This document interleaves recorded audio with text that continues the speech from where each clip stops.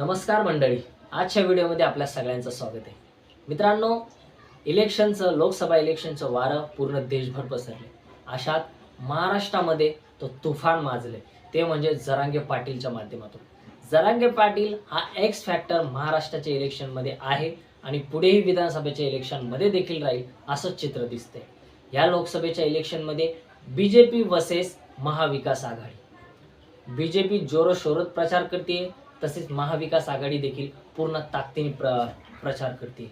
पण या दोनोंसोबतच वंचित बहुजन आघाडी देखील पूर्ण ताकदीने आपली लोकसभा इलेक्शन लढते. मित्रांनो, वंचित बहुजन आघाडीचं बघायचं झालं तर पुणे झालं, हिंगोली झालं, शिर्डी झाले, अकोला झाले, असे काही बरेचसे सीट आहेत, 8-10 सीट की ज्यामध्ये वंचित तगडी फाईट देते आणि यातल्या काही सीट निघून सुद्धा येऊ शकतात असे चिन्ह दिसतंय, असं चित्र दिसतंय.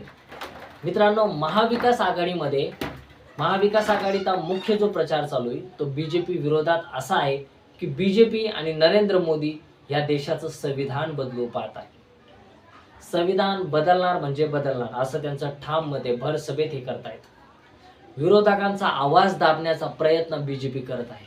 जो कोणी बीजेपी विरोधात उभा राहील त्याच्यावर ईडी, सीबीआय अशा कारवाया करते आणि त्यांना जेलमध्ये पाठवते. ज्यांना जेलमध्ये जायचं नाही त्यांनी बीजेपी मध्ये सामील व्हायचं असा प्रचार विरोधकांकडनं चालू आहे आणि तसं चित्र देखील महाराष्ट्रात उभं राहिले असं म्हणायला हरकत नाही. मित्रांनो, बीजेपी सोबत राज ठाकरे मिळाले, शिवसेना फुटली आणि शिवसेनेचा एक गट तयार झाला, शिंदे गट, तो देखील बीजेपी सोबत आहे. रामदास आठवले ते देखील बीजेपी सोबत आहेत. आरपीआयचे गट, जोगेंद्र कवाडे हा देखील आरपीआयचा गट बीजेपी सोबत आहे. बीजेपीची ताकद देखील मोठी आहे.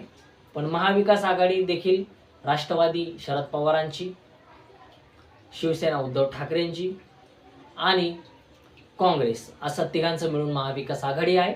हे देखील पूर्ण ताकदीने बीजेपी सोबत म्हणजेच महायुती सोबत लढत आहे.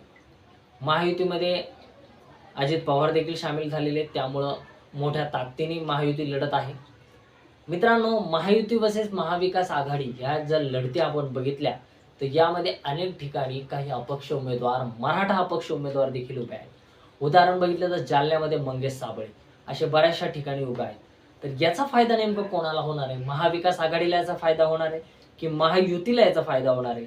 हे 4 जूनलाच कळेल. कारण मित्रांनो, 4 जूनला या लोकसभा इलेक्शनचं भवितव्य आणि इलेक्शनचा रिझल्ट आपल्याला त्या दिवशी येणार आहे. मित्रांनो, हे जे इलेक्शन चालू आहे याचा महाराष्ट्रामध्ये शेवटचा फेज येणाऱ्या 20 तारखेला मतदानाच्या रूपात शेवटचा फेज असणार आहे.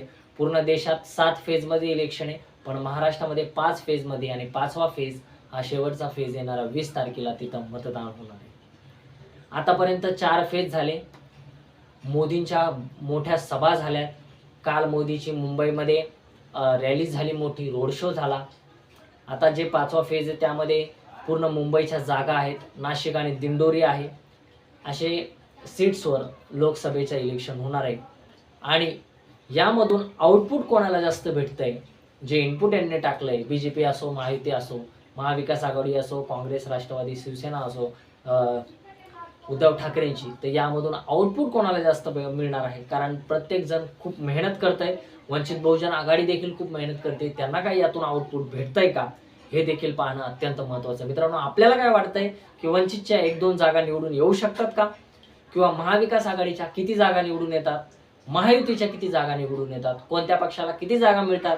याबद्दल आपलं मत काय ते देखील खूप महत्त्वाचं आहे. त्यामुळं कमेंट करायला विसरू नका आणि चॅनलला सबस्क्राईब करणं अत्यंत महत्त्वाचं आहे. कारण मी जे राजकारणाविषयी अत्यंत इंटरेस्टिंग व्हिडिओज बनवतोय, तुम्ही माझ्या चॅनलवर बघू शकता. शॉर्ट देखील चांगले छोटे छोटे आहेत, ते देखील आपण बघू शकता आणि आपलं मत येथे व्यक्त करू शकता.